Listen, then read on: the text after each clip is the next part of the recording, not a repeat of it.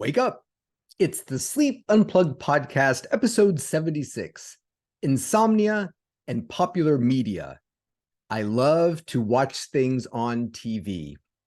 Welcome, everyone, to the Sleep Unplugged podcast. My name is Chris Winter. I'm a neurologist and sleep specialist and your host for what should be a fun and unusual episode of the podcast, something I've wanted to talk about for a while, so I'm glad you could join me. If you're new to the podcast, welcome. We're glad you're here. If you are a veteran of the podcast, welcome back. We're excited that you decided to listen to us once again. It's been an exciting time for the podcast. I was sort of reflecting back on where we've come from and where we are. I think this time last year, I remember we're getting about 600, 700 downloads per week. And I remember getting something from my podcast hosting service that said, if you were getting 900 episodes downloaded per week, you're in the top 5 or 3% of podcasts. And so I was thinking, it'd be great if by the end of December, we were getting 900 downloads a week, but that just seems like a dream. And friends of the podcast, we're getting 5 times that and more sometimes every week. So I just really can't thank you enough for making the show fun, spreading the word, and creating a Sleep Unplugged family of really engaged listeners, which I love. So if you want to get in touch with the show, comment, correct something, criticize something, we're open to all of it. Tell us what you thought about last week's episode about sleep-related eating. Got a couple really nice messages from you guys about that there really isn't a lot of coverage about that. So it was really nice to be able to add that to the wealth of information out there about sleep-related eating disorders. If you bought something from the second annual holiday gift guide, love to hear what you bought, who you're giving it to, and maybe after the holidays, what was the response to the present?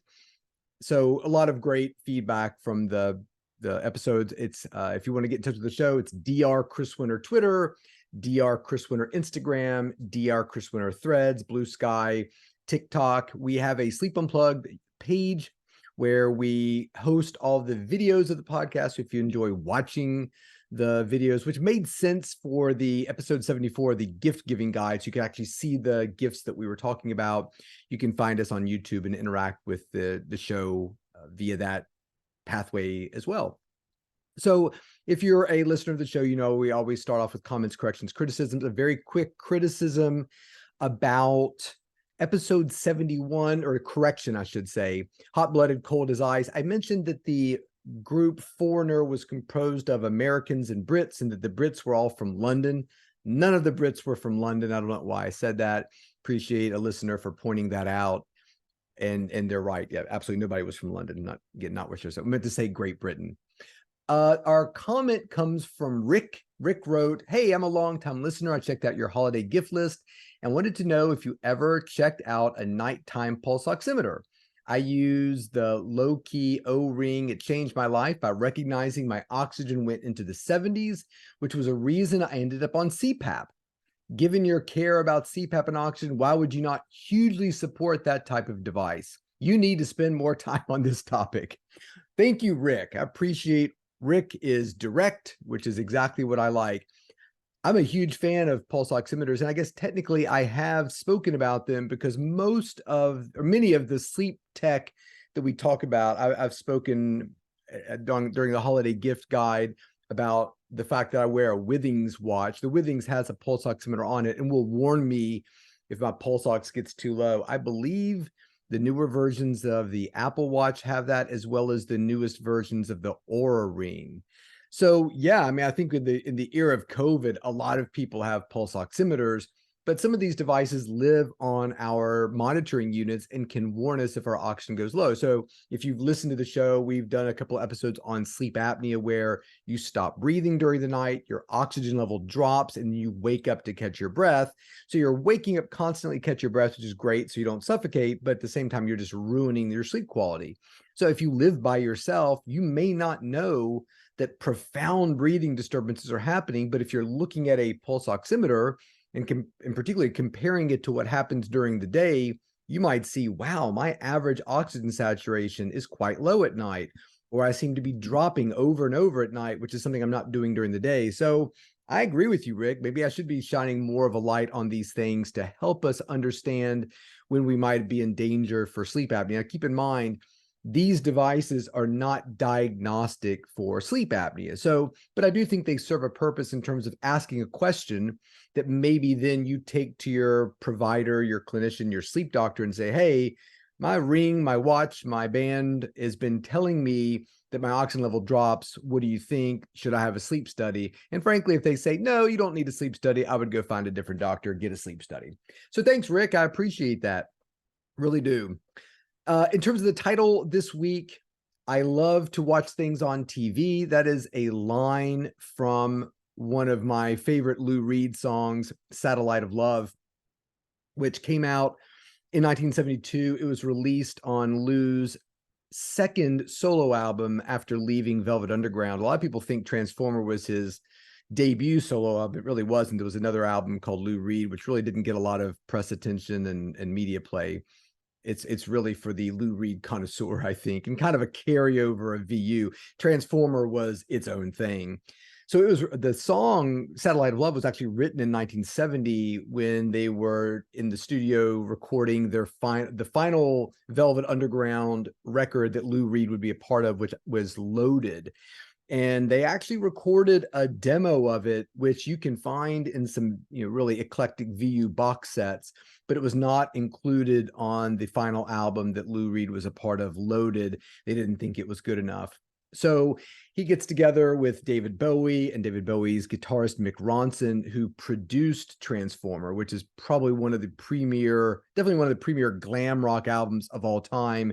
I think it's probably one of the best albums, period, of all time. It was just a game changer in terms of glam rock and some of the themes that were discussed in that album. And Satellite of Love is a real gem. So Walk in the Wild Side is the song everybody knows about it. The second single off of that album was Satellite of Love. And I love it because we like to refer back to David Bowie on this show. David Bowie actually not only produced the song, but you can actually hear him in the backing vocals of the song, particularly towards the end of the song. Unmistakably David Bowie. One of the things I really like about it to relate to sleep is that there is a line in the Transformer version of Satellite of Love that says, I've been told that you've been bold with Harry, Mark, and John, which is, you can read between the lines what they're talking about. In the original version, the line said, I've been told that you've been bold with Winkin, Blinkin, and Nod, which was just a term he threw in there because he just wanted to pick random names. Winkin, Blinkin, and Nod come from a Dutch fairy tale about sleep and dreams. That Winkin, Blinkin, and Nod were these three children that sort of sailed in a boat in the sky. And I don't know the full explanation of it, but Winkin, Blinkin, and Nod were chosen by the author of the fairy tale to insinuate sleep, like things that would be happening as a child's getting ready to fall asleep. So Lou Reed had comments later in his life when that was unearthed and they were talking about it. He was like, basically, thank God that was kind of a forgotten version of the song, because I didn't really want to be talking about being bold, which again, you can imagine what he's talking about with three children from a nursery rhyme. So another really cool thing about the song is Morrissey covered it in 2013 when Lou Reed died. So you can find Morrissey's version of it. And another crazy related linkage to sleep, the drummer on Morrissey's version of Satellite of Love was none other than Matt Walker. I'm pretty sure Matt Walker, the sleep scientist. So you can quote me on that Matt Walker, he doesn't talk about it a lot. And if you ask him about it, he'll probably deny it. But you can look on the liner notes of the 2013 version of Satellite of Love by Morrissey. Dr. Matt Walker is the drummer. So anyway, so let's get into the topic of the show. Really excited to talk about media and sleep, because it's something, I think, no matter what profession you're in, you watch media, you consume media. And if you're a lawyer and you watch The Law Show, and I guarantee you, if you're a crime scene investigator, your life must be absolute misery watching CSI shows and saying to yourself, we would never do that. That technology does not exist. That happened in 5 minutes. It would actually take 5 years to do what they did. So I think we all do these types of things. And I don't think doctors really escape that. When you watch a show about medicine, God help you if you work in the ER and you watch a show about emergency medicine, you're probably thinking that we would never do that. That's not how that works, etc. But I have a particularly keen eye when it comes to things related to sleep in the media, just because I think that there's so much misunderstanding about sleep that we're always trying to clear up, that it doesn't help if something popular within the media is creating illusions and myths and I'm not going to go so far as to say disinformation, just, hey, we would never do these things that way. And this all came about and sort of, I guess, came to a head when I was made aware that on Apple TV, there was a new show called Still Up about two people who have insomnia. And so I thought, well, that would be a fun thing to binge, and we can talk about it on the show in addition to other media. So when it comes to media, I think media plays a huge role when it comes to sleep. You're consuming media right now as it relates to sleep. And I hope that the media that you're listening to right now is factually accurate and actually helpful. That's why I'm here. That's why this show is free. We don't have sponsors or anything like that at this point. We just want good information to be available. And I use it like a tool. If I've got a patient who has, for instance, narcolepsy, I might say, hey, listen to episode 39, because that's where I talk about different products and treatments related to narcolepsy. So when you come back to the clinic, hey, we can talk about it. So I want media to be positive, and I think media can play that role, but we have to be very careful about it when it comes to sleep. I'll tell you a funny story. I was actually approached many years ago to do a show about sleep. And the producers were saying, we'd like to do this show. It'd be kind of modeled after the doctors, and you would have people come on and you would talk about their sleep disorders and you would say how you would help them, etc. And it'd be great. And I basically said, I think that's a great idea. I don't know that show has legs, meaning this seems like a great 12-part show. We'll do 12 episodes. And then at that point, how many times can we talk about sleep apnea? How many times can we talk about narcolepsy? Maybe you could do more episodes than that. We're on episode, here we are at episode 76, and we seem to be doing just fine. But I think for a TV show that's dependent upon ratings, I look at some other doctors' TV shows, and I was thinking, we're going to get to a place where we're going to have to make this sensational at some point. And I could be wrong. I'm not a TV producer. I just saw the writing on the wall where, hey, we want to talk about supplements. It'd be great if you could not bash them all. And hey, we need to talk about, the people who've claimed they've gone years without sleeping. It'd be great if you didn't say right off the bat that was scientifically impossible. So I just felt like I was going to be put in a position of that TV doctor that was the vaunted and respected cardiac surgeon, and now X number of years later, to keep his or her show viable, their show viable, they're kind of selling themselves out. So I just wasn't interested in that. So they were great. Okay, we understand. So that was that. And then they called back later on and said, well, we're actually interested in, after having discussions with you, about creating a drama about sleep. I was like, well, that's kind of cool, because they were like, look, because they came to see where I worked and we talked a lot in all these meetings. And they were fascinated by the fact that our sleep lab, the sleep lab that I started, I no longer have any relationship with, was in a hotel. So within the hotel were people who were staying at the hotel because they were here to see the University of Virginia football game. God help them. And there were people that were in the hotel there for a sleep study. And they just thought, oh my gosh, so there's a staff of this sleep center here. And then there's also the hotel staff, and these guests are kind of mingling. This is really cool. This is a great idea. So they wrote a television pilot and got this great director, Michael Selditch. You can look him up, Selditch. He's at selditch.com, and he's gone on to have a great career. He's a fantastic guy to work with. So somebody wrote a screenplay. This guy shows up, is going to direct it. All these actors are coming. And as we talked about how to fill the role for the guy who's going to play the sleep doctor, the main character, they eventually said, would you do it? And I was like, sure, if you want your show to be terrible, absolutely, because I've got a sum total of 0 acting experience. But there was comments about you're dynamic enough and weird enough to make this kind of work. And so anyway, so the premise was this sleep doctor who ran the sleep clinic within a hospital, within a hotel, who himself was just a disaster when it came to his own sleep, which I thought was kind of an interesting premise. So it was kind of a dark, show, kind of a 6 feet under kind of vibe, or, that kind of thing. And I thought it was fantastic. Like when I saw the cuts of it, I thought, well, this is really kind of compelling and fun. But it really treated sleep disorders carefully, that they weren't to be made fun of. They weren't sensationalized. They didn't need to be. Like, we can educate people and entertain them at the same time. And I think that's where we come into a little problem when it comes to the media's portrayal of sleep. I mean, I was looking at some articles about insomnia, and a lot of them use very sensational tactics to get your attention.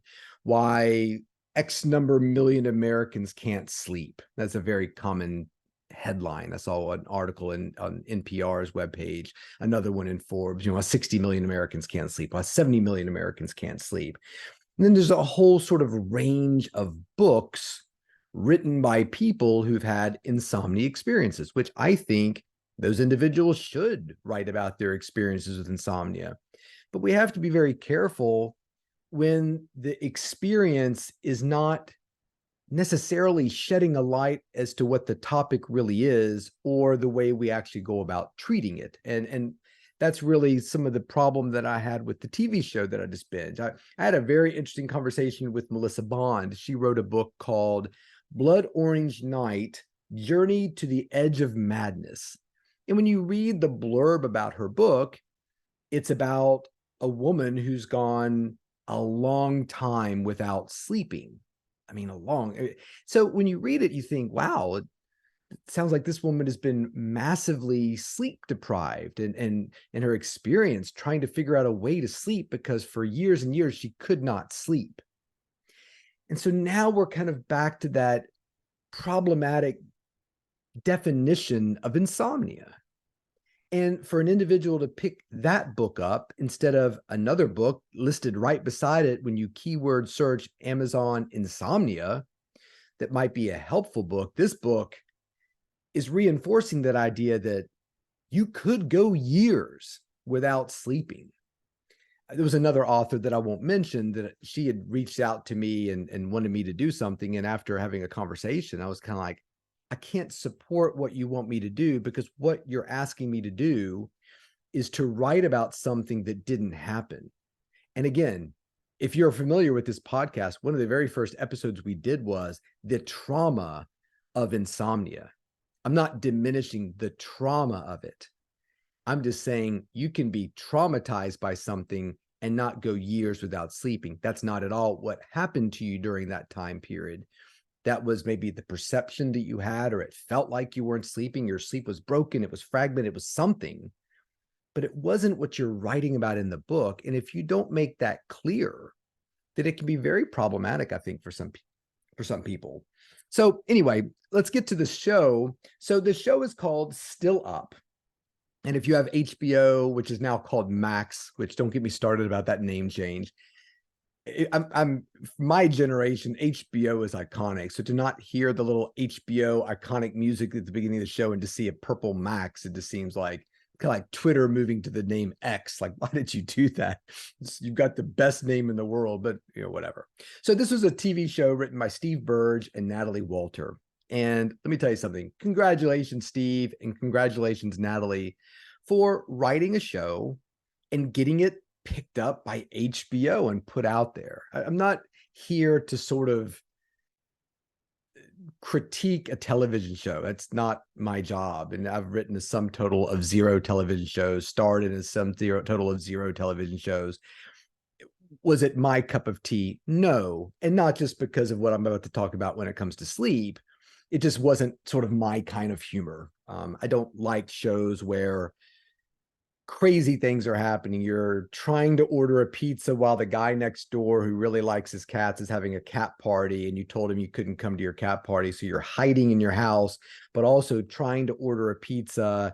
It just seems kind of contrived to me. But anyway, again, this show got actually pretty decent reviews, and the actors who played the two main parts, an individual named Lisa, who is I think she's a photographer, but she's got terrible insomnia. Then her friend Danny, who's kind of a programmer person, and he's agoraphobic. He's got insomnia. And so they communicate a lot at night, but they really have never only met each other once or something like that. So that's the premise. And so, every episode starts off with ka-chung, kind of the Law and Order, boom, in massive screen-filling letters. It's 12:13 a.m. So everybody is aware that it's nighttime and everybody's awake and they're on their phones. And, the very first episode, there's a pill, over-the-counter medications there. So you can see that they've tried those. Well, they didn't work. And they're talking about apps and they don't work. Just this whole thing about, well, don't try that. It doesn't work. And I have a friend who did this. It didn't work. And just that kind of nothing works, like nothing makes us sleep. And so that kind of idea about insomnia, which is fine. I mean, again, maybe the individuals are portraying people who are not particularly enlightened about their own disorder. So I guess my biggest first problem with the situation is that it's a 30-minute comedy, and that's how it's listed. Let me tell you something. I don't find Insomnia funny at all. And it is interesting to listen to them talk about their insomnia in sort of funny ways. I as a clinician and somebody who treats a lot of insomnia, I don't find a lot of people find the condition amusing. And we kind of went through this when it comes to narcolepsy, that there was a show called Ode to Joy, which came out, I think, in 2019. It was a movie. And I mean, there's been a string of movies related to narcolepsy. And it was interesting. I thought, oh, well, this is great. This is going to be kind of a serious depiction about narcolepsy. And it really wasn't, which you can add to the Deuce Bigelows and I think Matt Damon had narcolepsy, and it's always a joke. There's some show about like a cannonball run across the country and one of the characters had narcolepsy. So it is interesting when you think about narcolepsy as a model. There was a study in 2022 that was called, it said Portrayals of Narcolepsy from 1980 to 2020, a descriptive analysis of stigmatizing content in newspaper articles. And what was funny was there was a small article, I think it was the American Academy of Sleep Medicine, published by a narcolepsy advocate named Julie Flygar. She's fantastic. Project Sleep is her thing. She's constantly advocating for more awareness of sleep disorders and narcolepsy. She was at the White House recently, and she wrote a little article, and in it, she said something of the order that, these movies offer a representation of narcolepsy in films and provide valuable insight into the public perceptions and understandings of narcolepsy. For many individuals, these cinematic depictions may be their only exposure to the symptoms and impact of narcolepsy. By being aware of new cinematic portrayals of narcolepsy, medical professionals and patient advocacy organizations alike can help patients navigate the film's influence. Julie's the nicest person you'll ever meet. If somebody said, hey, Chris, why don't you take a look at these movies, including Ode to Joy, why don't you write a little quick blurb of what you think? Mine would have been scathing. I'm so tired of it being like the punchline. He's playing tennis and something happens. Oh, he falls over. Like cataplexy was a big component of that movie. And it's just not what patients are experiencing. So again, we sensationalize it. In that study, that 2022 Journal of Clinical Sleep Medicine study, they looked at a ton of articles and media about narcolepsy. And they found that in about 11%, there was sensational titles. Inappropriate, negative, outdated language was used. In about 10% of the articles, outdated language was used. Stigmatizing and stereotyped content was reported about 20%. 62% of the articles was disclosed that a patient had narcolepsy, and in 5% of the articles, they were described narcolepsy as being dangerous. The presence of an accurate diagnosis was referred to in about 30% of the articles, while 16.7% described an unidentifiable symptoms, and services for diagnosis and treatment were mentioned about 24% of the articles. So these are not really offering a particularly complete look at how this condition works. And so if we go back to insomnia and we go back to our show, Still Up, number one, is insomnia funny? Is that, is it something to base a show on? That's up to you. I mean, I don't find meth addiction to be particularly funny, but Breaking Bad wasn't creating a comedy about it. I mean, there were some funny moments, magnets, bitch. But for the most part, that was not what I would consider a funny show. It was a very dark show, so dark that family members of mine do not like to watch it. I think it's one of the best shows that's ever been recorded on television, but for some people, it's a little bit rough. And again, you can do something funny and serious at the same time. I think MASH proved that for many seasons. So when you look at Lisa and Danny, there's a lot of problems with this show. Number one, the idea that nothing works. And yet when you look at them, there's really nothing particularly problematic about their lives related to their insomnia. Now, they don't show the characters sleeping outside of one scene where I guess Danny is going to do this big Rolling Stone interview that he's been prepping for. And when the video call comes in, they kind of zoom out and Danny is asleep. He misses his great opportunity, which is always frustrating. Like as the viewer, you're like, oh, great. He doesn't get to do it because he fell asleep. But then they have this opportunity to kind of talk about sleep as it relates to insomnia. Did Danny perceive the sleep? What was his conversation with Lisa like about that? Gee, interesting about my insomnia because I do sleep a lot when I don't want to, but I have trouble sleeping when I do want to. I wonder what that means. So by episode 4, Lisa goes to a sleep clinic. And this one fried my brain. First of all, she arrives at the clinic, the sleep clinic, at 10:41, and it's unclear how she got there. Did she talk to a doctor about it? Like, what was the referral process? It's almost like she just decided to go to McDonald's and get a burger and then go to the sleep clinic afterwards to have a sleep test. So she's arriving at a sleep clinic way too late. I don't know of any sleep clinics that allow you to arrive at 11 o'clock. I mean, people are in bed by that point. Number 2, she's greeted by the tech who's rude. And let me tell you something. Techs are all stars. If you're a sleep tech, you're the best. And I'm telling you, the sleep techs that worked for me back when I used to run the sleep center were just all stars. They were amazing. And they were the ones who created the great sleep study because they were welcoming, they were disarming, they made people feel comfortable, they explained things well. So, it was kind of like you could see the writers sitting around writing this thing. Let's have the tech be socially awkward and super rude and slam the door on our page when she gets there.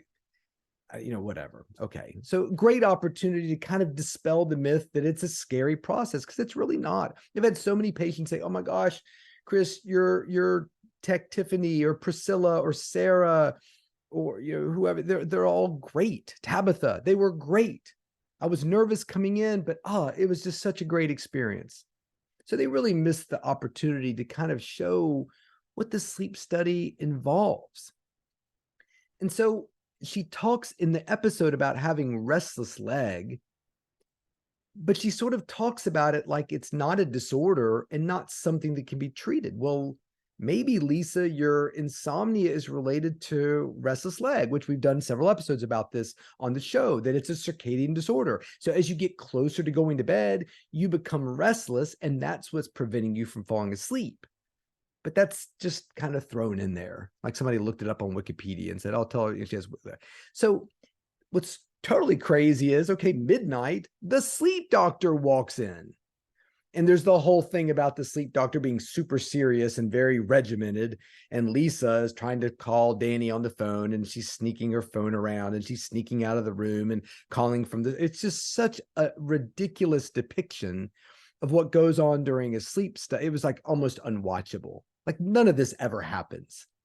And she's meeting other people from other sleep studies and vending machines, and they're talking about stuff. And of course, the one person who's there, he said he's there for the 4th time because of night terrors. Of course, has a night terror where he's acting like Arnold Schwarzenegger. It's just, and sets off an alarm. And so at the end of it, she gets banned from the sleep study. I mean, I've never banned anybody from, I mean, pulling a gun, I guess. We had a guy one time bring a knife to the sleep lab. Now, it was a bread knife, the little serrated long bread knife. We didn't know he had it. And in the middle of the night, in his sleep, he woke up and pulled the knife out from underneath his pillow and started scratching his back with it. That was his back scratcher. But it kind of freaked the tech out for a minute. She's like, oh my God, he's got a knife in his hand. He disappeared out of nowhere. He's like, oh yeah, this is my back scratcher. Well, it was a bread knife. Now, you couldn't have really hurt somebody with the bread knife, I don't think. But anyway, I mean, these things happen. That's great. I mean, if somebody say, listen, if you're doing a show, if we're doing season 2 of Are You Still Up or Still Up, I can give you a million ideas for free that you could base your show on that would be funny, but really wouldn't take away from the seriousness of the disorder and what actually happens with these individuals. Do a study. So short answer is she walks out of there wide awake. She never seems to be at least bit tired, reinforcing that myth that I guess Lisa doesn't really sleep. And that was that. It was kind of like the treatment that patients need for their insomnia was just sort of a joke for episode 4. So I don't want to go too long on this episode here. And I'd love for you all to watch the show and send me a DM, Dr. Chris Winter Twitter, Dr. Chris Winter Instagram. I'd love to talk to the people who made the show. I'd love to hear what you have to say about it. It's one of those things where people are struggling. We do, in case you didn't notice, it's the first Monday of December. The first Monday of every month we dedicate to insomnia because it's a huge, important, serious topic. It's not funny. And it's interesting that a criticism of my book, The Sleep Solution, if you go to Amazon, look up the book, then go to the reviews, just look at the 1-star reviews. There are sometimes little notes that he is condescending or he's making fun of. No. I'm not making fun of insomnia. What I'm trying to do is to take the person who's on the edge of the cliff and say to them, hey, it's okay. You're okay. Let's step away from the cliff, because do you really think you can't sleep? Does that make sense to you? I'm trying to use humor, successfully or not. That is debatable. I'm trying to use humor to diffuse the situation a little bit, because we're creating, the drummer, that Morrissey drummer I was talking about, wrote a book. And in that book, he has a lot of truths about sleep that are frankly scary.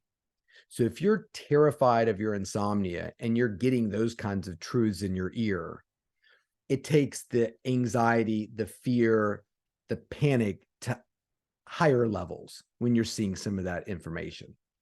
I'm trying to say, look, true or not, let's step back, because we're just talking about a Tuesday night where you can't sleep. We're talking about an individual who woke up and had trouble getting back to sleep. We're talking about things that might be considered normal.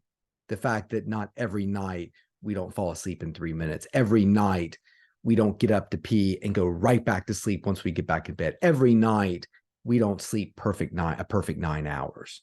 And that's okay. And maybe I'll make a joke about that, but it's not laughing at you. It's trying to make the condition of insomnia a little bit less terrifying. Yes, there is a wild animal outside of your tent, but it is a possum or a skunk. It is not a bear. That's all we're trying to do. And my note to the media, if anybody's listening, is if you can make a show called Hoarders and it be popular, you can make a show called Super Nanny and it be popular, then you can absolutely make a show about insomnia that not only shows it as it is wildly compelling, but as the super nanny rolls out of that family's house, she's left them with concrete ways to make things better, we can absolutely do that with insomnia too. So cheer up. And if you need another great show on HBO to watch, there's plenty of them on there. What if a Gilded Age has been my obsession of late. And I'll just give you one little quick trivia about the Gilded Age. This year, the Gilded Age is all about two opera houses battling it out, which is just compelling, like you wouldn't believe. It's right up there with the Downton Abbey storyline. And the two opera houses that are duking it out are the Academy of Music and the Metropolitan, which is the new opera house on the block, versus the established, Academy of Music where the Astors lived. And a real cool piece of trivia is the Academy of Music is the Palladium, which was a concert venue in New York in the Upper East Side, Lower East Side. It was demolished, I think, in 2003, either in 97 or 2003. I know Fugazi played the last show there, but there were some iconic albums. The band recorded some iconic albums there, live albums and whatnot. So if you need a good show to watch The Gilded Age, and you'll be up to date on that little piece of trivia. So that's it. Love that you're here. Thanks for tuning in. If you have any questions, concerns, comments, criticisms, corrections, you can find me at Dr. Chris Winter, Instagram, Dr. Chris Twitter, Dr. Chris Winter, Instagram, Dr. Chris Winter, Twitter, Dr. Chris Winter, TikTok. My books, The Sleep Solution, Why Your Sleep's Broken, How to Fix It, as well as The Rested Child, are available for your consumption. Check our Spotify playlist out where we put all the music we talk about on the show, including Lou Reed's Satellite of Love. And yeah, we're going to throw the Morrissey version on there with Matt Walker rocking the drums. Until next week, everybody, sleep well.